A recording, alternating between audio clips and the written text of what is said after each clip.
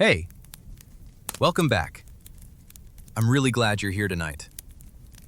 If you're listening to this right now, maybe you're lying in bed or sitting somewhere quiet, just winding down from a long day. Whatever you're doing, that's perfect. You don't need to do anything right now, except just be here. Take a slow breath. Let your shoulders drop. You're safe, and this is your time. My name is Alex, and I'm your host for tonight.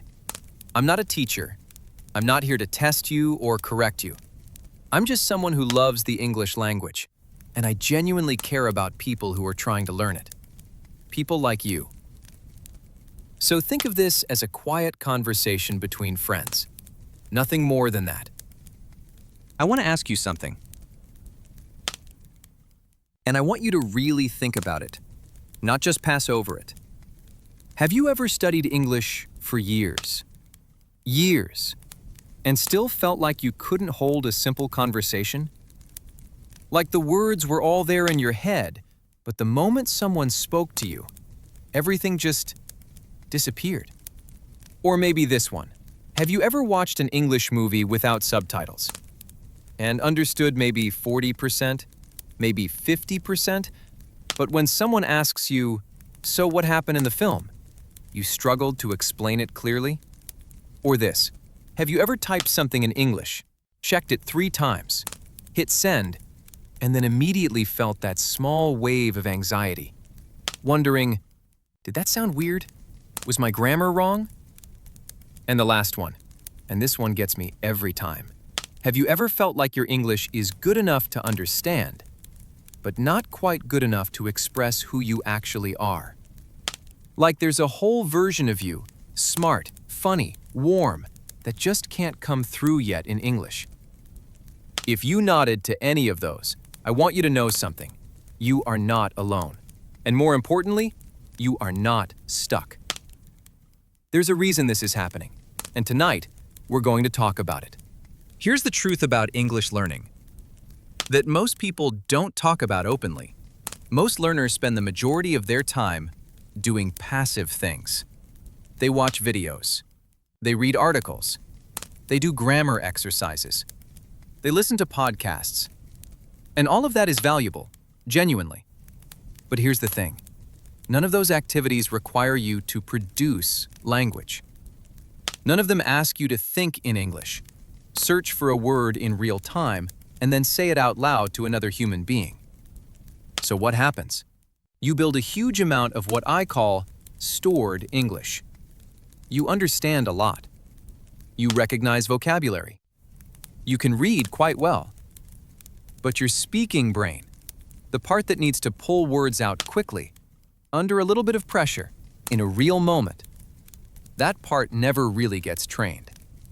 It's like watching swimming videos for 2 years, and then jumping into the pool and being surprised that you can't swim. The knowledge is there. The muscle memory is not. And that gap between understanding English and using English is where so many learners live. For months, sometimes for years. And it's exhausting because you work so hard and still feel like something is missing. Now, I'm not here to scare you, but I do want to be honest with you, gently. If you keep learning the way you've been learning, more input, more studying, more passive practice, without adding real speaking practice into your life, that gap is probably not going to close on its own. What tends to happen is this. Your reading and listening keep improving, slowly, but your speaking confidence stays the same, or sometimes it even goes down. Because the more you learn, the more you realize how much you don't know yet. You become more aware of your mistakes, more hesitant, more careful. And careful, unfortunately, is often the enemy of fluent. Years pass, and then one day, you're in a meeting, or on a trip, or in a job interview, and you think, I've been studying English my whole life. Why does this still feel so hard? That moment is heartbreaking, and it is completely avoidable. So why does this gap exist? Why do so many dedicated, intelligent learners end up here? The answer is actually simple. Speaking is a skill that only improves through speaking, not through studying speaking, not through watching people speak, through doing it yourself repeatedly in real situations or situations that feel real. And the second reason is this. Most people are waiting until they're ready to speak. They think, when my grammar is better, when my vocabulary is bigger, when I'm more confident, then I'll start speaking. But that's backwards. Confidence comes from speaking. Every single time you get through a conversation, even an imperfect one, your brain gets a tiny signal that says, we survived that. We can do it. And those tiny signals, repeated over time, become fluency. Here's what I want to suggest to you. Not a program. Not a course. Just one small habit that can genuinely change everything. Have one real conversation in English every single day. That's it. One conversation. It doesn't have to be long. It doesn't have to be perfect. It just has to be real. Let me give you 3 practical ways to do this. Method 1. Talk to yourself, but make it structured. This sounds simple, but most people skip it because it feels silly. Don't skip it. Choose one topic every morning, something from your day, something you're thinking about, something that happened recently, and speak about it out loud, in English, for 2 to 3 minutes. Don't read from a script. Don't translate from your first language. Just talk. For example, instead of thinking, "Hôm nay tôi mệt," and leaving it there, you actually say out loud in English, "Today was really tiring. I had 3 meetings back to back, and by the afternoon, I could barely focus." You're not performing. You're just processing your day in English. Over time, this becomes natural. Method 2. Use language exchange apps or platforms. Apps like HelloTalk, Tandem, or even just finding a language partner on Reddit or Discord can connect you with real people who want to practice English with you. You don't need to be advanced. You just need to show up. Be kind and try. Even 10 to 15 minutes of real back-and-forth conversation is worth more than an hour of passive studying. Because in that short time, you are searching for words, forming sentences, listening, and responding. All the things that actually build the skill. Method 3. Narrate your day mentally, then say it out loud. This is a bridge method for people who feel too nervous for real conversations right now. As you go through your day, try to narrate what's happening in English in your head. I'm making coffee. I don't know what to have for breakfast. I'm a little tired, but I have a lot to do today.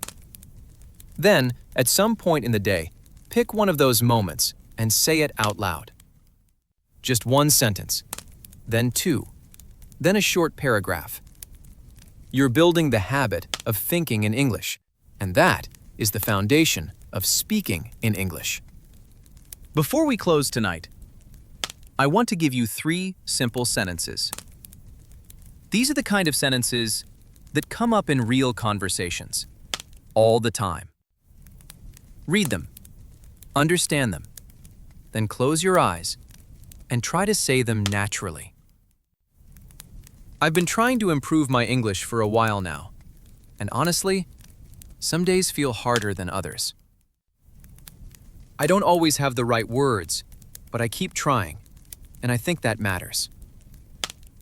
Today was a pretty ordinary day, but I'm glad I took a few minutes for myself tonight. Don't worry about being perfect. Just say them. Feel how they sit in your mouth. Notice which parts feel smooth and which parts feel a little awkward. That's useful information. That's how you learn. Here's what I want you to remember. As you drift towards sleep tonight, you are not behind. You are not failing. You are a person who is learning a whole new language, which is one of the most complex and courageous things a human being can do. The fact that you showed up tonight, that you listened, that you stayed, that already means something. Progress in English doesn't always look like big leaps. Most of the time, it looks like small, quiet moments. A sentence that came out more naturally than usual. A word you understood without looking it up.